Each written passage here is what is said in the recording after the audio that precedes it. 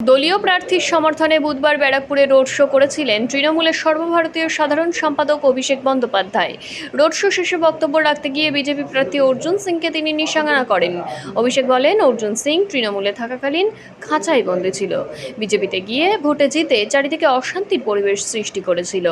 অভিষেকের বক্তব্যে পাল্টা জবাবে বিজেপি প্রার্থী অর্জুন সিং বলেন, বাঘকে খাঁচায় বন্দী রাখা যায় না, বিড়ালকে খাঁচায় বন্দী রাখা যায়। ব্যারাকপুর নিয়ে অশান্তির বিষয়ে তার জবাব, ব্যারাকপুরের স্বর্ণ ব্যবসায়ীর ছেলেকে কারা খুন করলো?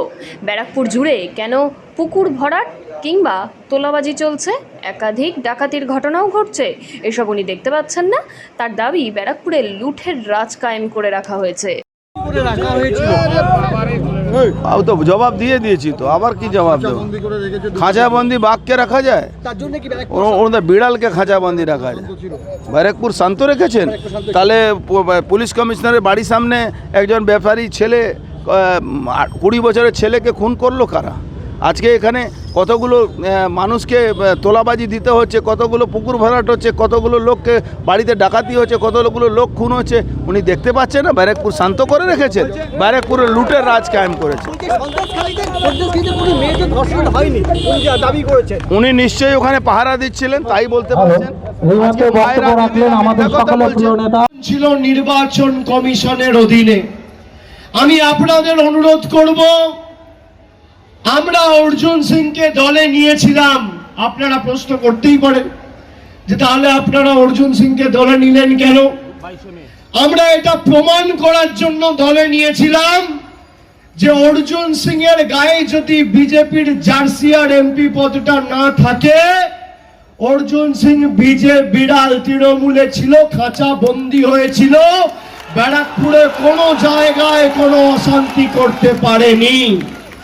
2022 থেকে 22-23 যে 2 বছর অর্জুন সিং তৃণমূলে ছিল, কোনো জায়গায় কোনো দুর্ঘটনা, কোনো নৈরাজ্য, কোনো গুন্ডামি, রাহাজানি, গাজোয়ারি, মস্তানি করতে দিইনি। আর যেই বিজেপিতে গেছিল 2019-এর নির্বাচনের প্রাক্কালে, জিতে খুন, বম্বিং, চারিদিকে অশান্তির পরিবেশ তৈরি করেছিল। তৃণমূল, বিজেপি, কংগ্রেস, সিপিএম, নির্দল এসব পরে হবে। আগে মানুষের জীবন বেঁচে থাকার অধিকার, লড়াইয়ের সংগ্রাম। মানুষ থাকলে সব হবে। আর আমরা বিজেপিকে বাংলা বিরোধী বলেছি, তার কারণ এরা বাংলার কৃষ্টি, সংস্কৃতি, ঐতিহ্য জানে না। 10 দিন আগে দেশের স্বরাষ্ট্রমন্ত্রী অমিত শাহ এসে বাংলায় আমাদের ধমকি দিয়ে গেছিল, বলেছিল সবকো উল্টা করকে লটকা কে সিধা কিয়া জায়গা। আর গত পরশুদিন কি দেখলেন? এই অর্জুন সিং এর ছেলে পবন সিং নরেন্দ্র মোদীর হাতে রবীন্দ্রনাথ ঠাকুরের উল্টো প্রতিকৃতি, উল্টো ছবি, রবীন্দ্রনাথ ঠাকুরকেই উল্টো করে ঝুলিয়ে দিয়েছে। এই কারণে বিজেপিকে আমরা বাংলা বিরোধী বলছি। আমরা বিজেপিকে বাংলা বিরোধী কেন বলছি? ভারতবর্ষে যত রাজ্য রয়েছে, একমাত্র বাংলা, যাকে পেটে, যাকে ভাতে মারার পরিকল্পনা, ষড়যন্ত্র বিজেপি করেছে। গরিব মানুষের 100 দিনের টাকা এই বিজেপি সরকার বন্ধ করে রেখেছে। গরিব মানুষের বাড়ির ছাদের টাকা, আবাস যোজনায় প্রায় 8,000 কোটি টাকা এই বিজেপি সরকার বন্ধ করে রেখেছে। জলের টাকা বন্ধ, কলের টাকা বন্ধ, রাস্তার টাকা বন্ধ, সর্বশিক্ষা মিশনের টাকা বন্ধ। সর্বত্র বাংলায় 2021 সালে হেরে যাওয়ার পরে বাংলার টাকা বন্ধ। আমরা এই লোকসভায় 6টা বিধানসভায় জিতেছিলাম, একমাত্র খালি ভাটপাড়া বিধানসভা কেন্দ্রে হেরেছিলাম। আমি ব্যারাকপুরবাসীকে বলবো, আপনি দেখুন তৃণমূল আর বিজেপির মধ্যে পার্থক্য কি। আমরা ভাটপাড়ায় হেরেছি, কিন্তু তাও ভাটপাড়ায় আপনি অনুবীক্ষণ যন্ত্র দিয়ে একটা মহিলা চিহ্নিত করে দেখাতে পারবেন না, যে বলতে পারবে যে এখানে বিজেপি জিতেছে তাই আমি লক্ষ্মীর ভান্ডার পাচ্ছি না। আর অন্যদিকে বাংলায় হেরে গিয়ে নরেন্দ্র মোদীর গরিব বিরোধী জনবিরোধী বিজেপি সরকার গরিব মানুষের 100 দিনের টাকা বন্ধ করে রেখেছে।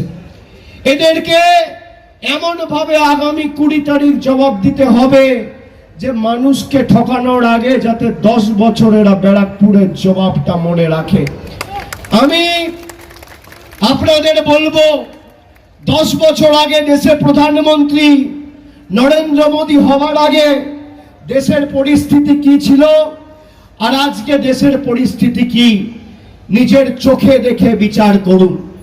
যারা দিন আনেন দিন খান, 1 দশক আগে 2014 সালের আগে যারা বলেছিল আচ্ছে দিন আসবে, একটা রান্নার গ্যাসের সিলিন্ডারের দাম ছিল আজ থেকে 10 বছর আগে 400 টাকা।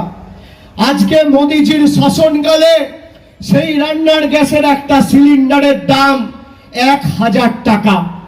ডিজেলের দাম ছিল 40 টাকা, আজকে ডিজেলের দাম 93 টাকা। পেট্রোলের দাম ছিল 50 টাকা, আজকে পেট্রোলের দাম 100 টাকা। আজকে পাতিলেবুর দাম 180 টাকা কেজি। চা পাতা ছিল 2014 সালে 100 টাকা কেজি, আজকে চা পাতার দাম 280 টাকা কেজি। মুগ মসুরের ডাল ছিল 50, 55, 60 টাকা কেজি, আজকে 160 টাকা 70 টাকা কেজি। রসুন ছিল 70 টাকা কেজি, আজকে রসুনের দাম 430 টাকা কেজি। দুধ ছিল 20 টাকা লিটার, আজকে দুধ 55, 60 টাকা লিটার। সরষের তেল ছিল 50 টাকা লিটার, আজকে সরষের তেল 160 টাকা লিটার।